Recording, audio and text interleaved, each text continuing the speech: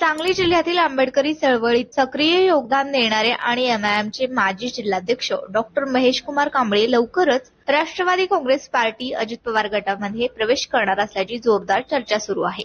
Doctor Kamble यांनी नुकतेच विधानसभेचे उपाध्यक्ष आणि अजित पवार गटाचे ज्येष्ठ नेते आमदार अण्णा बनसोडे यांची भेट घेऊन सविस्तर चर्चा केली।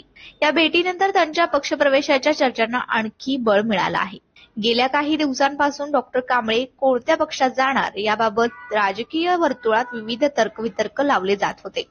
मात्र आता राष्ट्रवादी अजित पवार गटात त्यांचा प्रवेश जवळपास निश्चित झाल्याचे त्यांच्या निकटवर्तीयांकडून सांगण्यात येत आहे। या प्रवेशामुळे सांगली जिल्ह्यातील आंबेडकरी चळवळ आणि दलित समाजातील राजकीय समीकरणांमध्ये लक्षणीय बदल होण्याची शक्यता वर्तवली जात आहे।